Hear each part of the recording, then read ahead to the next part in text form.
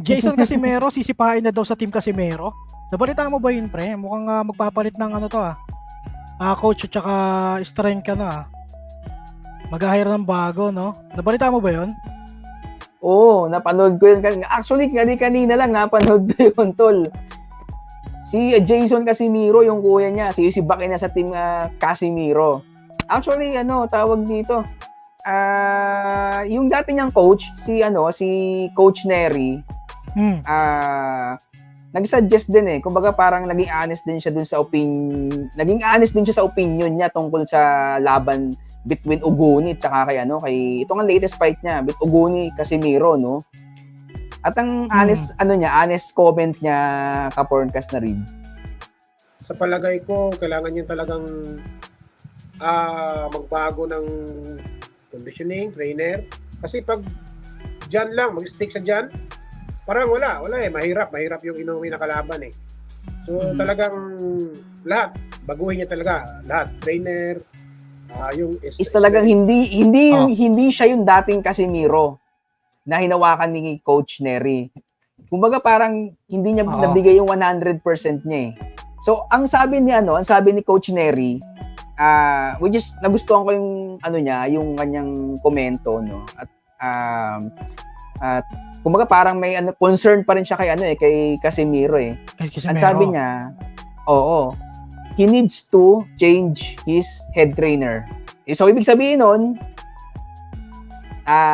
it's either andun pa rin si Jason pero hindi na siya yung head trainer. Hindi na siya.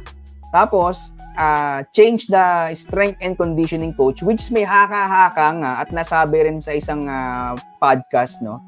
Ayon sa kinapanood, baka si Nonito Donaire ang maging strength and conditioning coach. At pangatlo, yung magpalit na siya ng nutritionist. So parang isang bagong team. Tapos ang set ng training, ang venue ng training hindi sa Pilipinas, sa USA.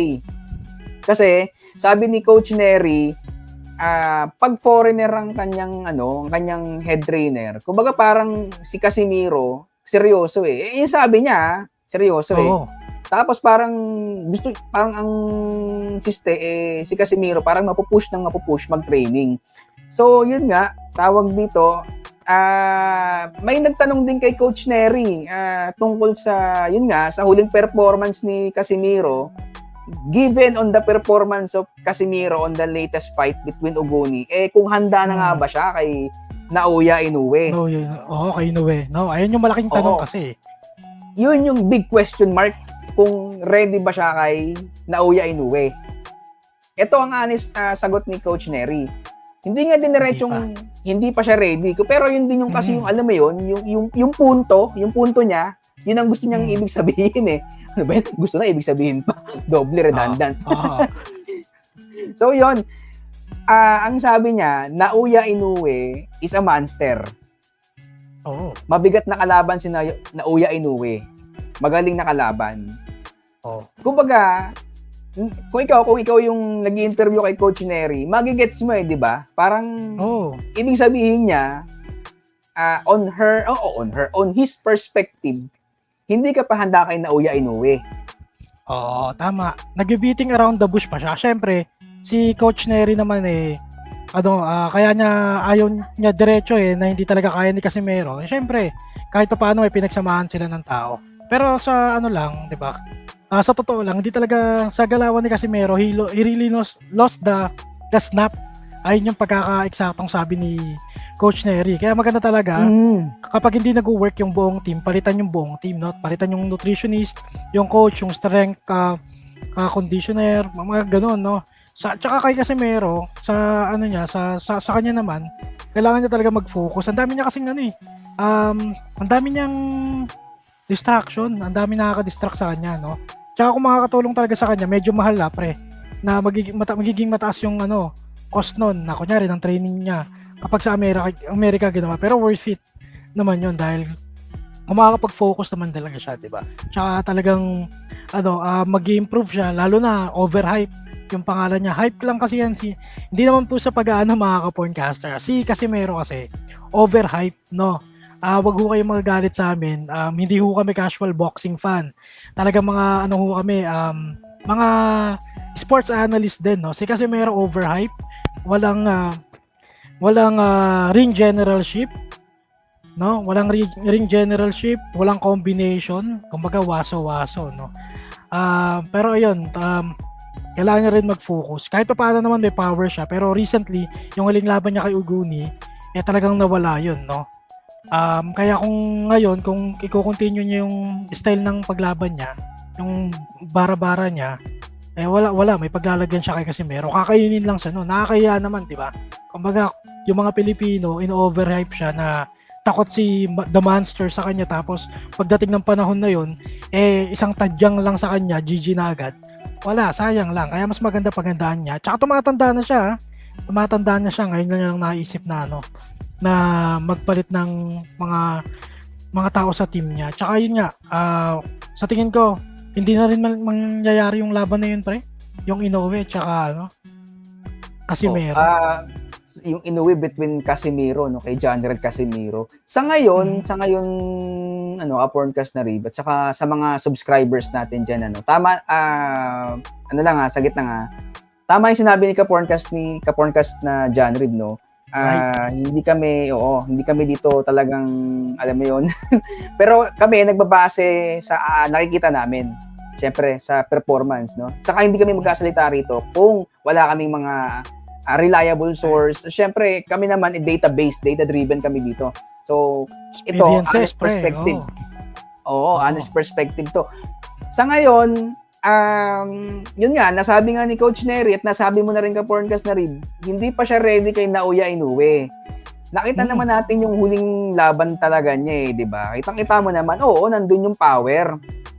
Pero yung nabanggit rin ni Coach Nery to pero yung pagiging niya, yung alam mo yun, ang tawag, nasa dulo ng dila ko Yung snap ng yung suntok killer niya, instinct niya, yung snap ng suntok niya, parang wala, naglaho, parang umasa lang siya sa power niya, parang wala siyang game plan, alam mo yun?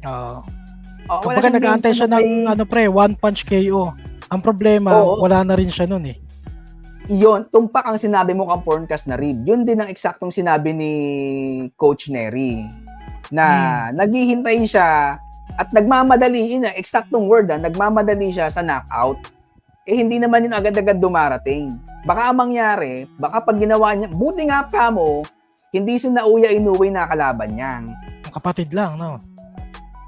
Hindi. Hindi, sige. Sino ba yung kapatid ni Inoue na lalaban? Hindi, kalaban, sino mang kalaban nun? Si Ancahas ata si Ancahas pala. Another topic yan, pare. Kung doon nagkakamali si Ancahas. Pero tama si Ancahas yun, pre. Si Ancahas, di ba?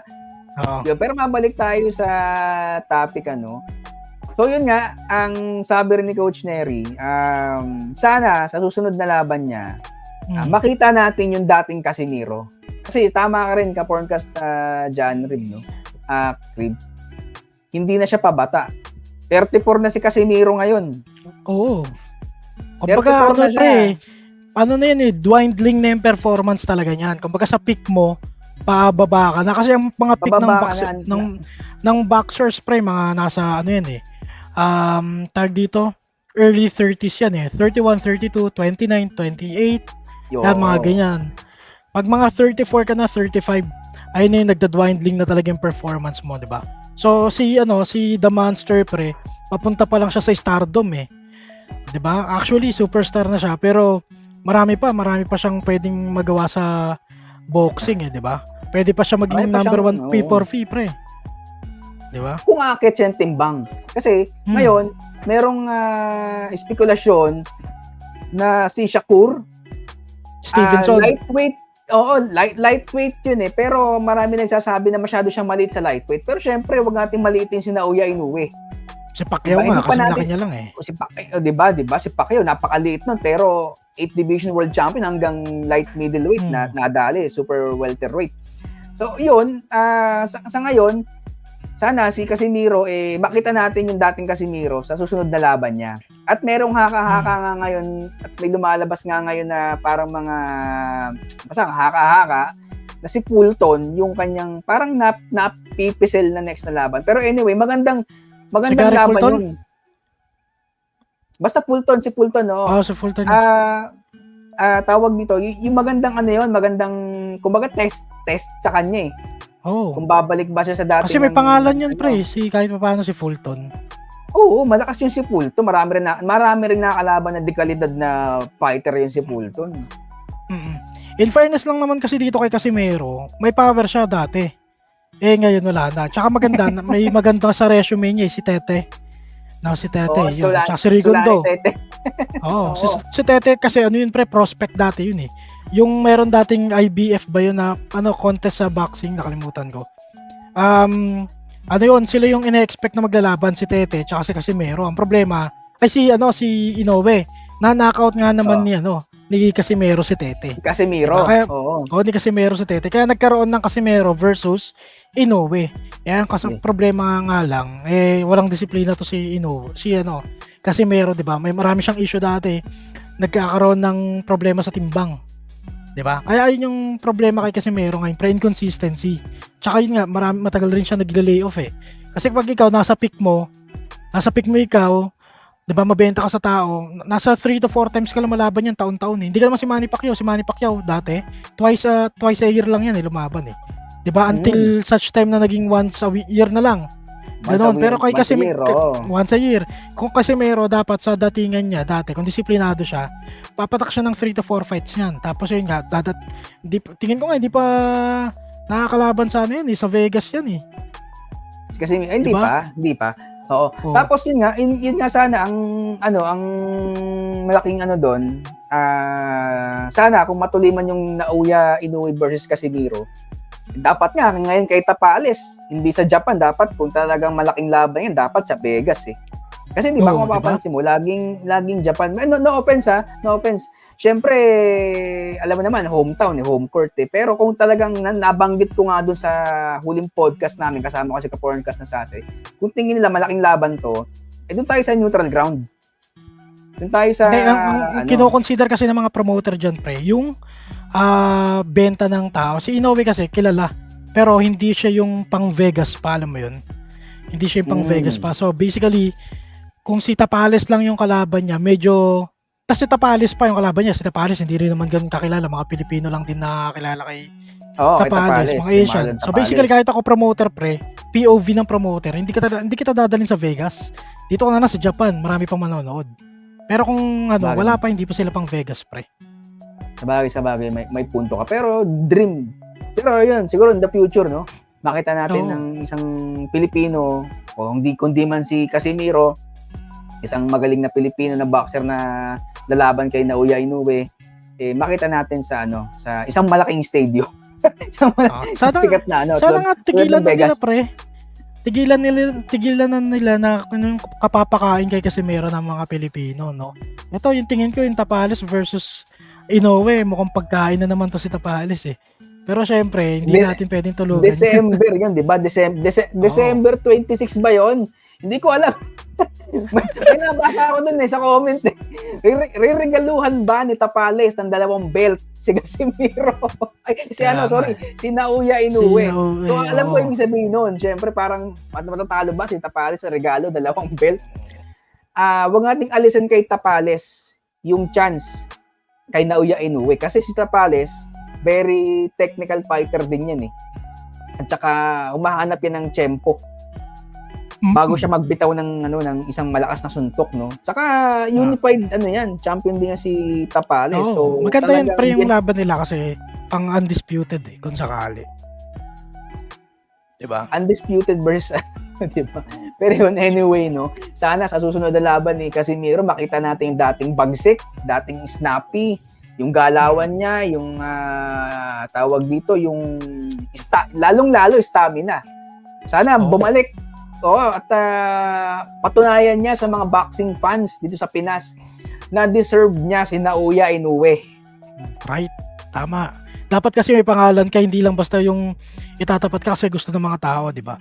So basically, yung promoter ni Casimero, naghahanap din niya ng makakalaban na kung saan sila bibenta. Pero ni Inoue, no? Ang problema kasi kay Casimero, wala na, palaos na rin talaga si Casimero. Pero sana nga, yun nga, di ba? Support pa rin tayo sa kapwa natin Filipino. Good luck na lang sa iyo, Casimero, and sana, more discipline at saka more focus, yun, para bumalik ka sa dati mong pagiging, tag dito, technical fighter, naging technical fighter ka, kung ano ka dati, no? Kung ano ka yung nakalaban mo si Tete. Yun. Oo. Gusto kong makita yung dating ganung bagsik ni Casimiro eh. So yun nga mga ka-porncaster natin, mga viewers natin. No? Let's hope na sa susunod niyang laban, kung next year man yan, at kung sino man ang makakalaban niya, maganda ang performance na ipakita niya para bumalik naman yung natin, yung ating gana. Syempre, ang daming natatalong Pilipino ngayon sa mga Hapon eh. So it's time, sana baka bawi tayo. Yun. Isa na lang yata yung champion sa mga Pinoy na boxer, si Tapales na lang. Pero of course, good luck kay Tapales. Good luck. Ayun lang mga ka-porncasters, maraming salamat lalong-lalo na sa mga sumusubaybay sa atin pre sa YouTube, napakarami na, no? So a little over 100,000 na, no pre. Tsaka nasa ilan viewers na? Ilan views? Dami na pre, 300,000 views na. Grabe, no? Lang. Ganun po talaga yung pagtangkilik sa amin ng mga tao. Marami po talagang salamat. Na-appreciate namin kayo. Tuloy-tuloy lang, of course, and shoutout sa inyong lahat. Ang pangalan ko ay Porncaster Reeve. Ako nga pala si ka-porncaster na Omar. At sinashoutout ko lahat na nagko-comment dyan. Pangako ko sa inyo, re-replyan ko kayo as much as possible. As much as I can. Re-replyan ko namin kayong lahat. So ayun, ako din si ka-porncast na Omar, no? At magandang Papaalam po kami. araw. Bye-bye. Magandang gabi. Bye-bye.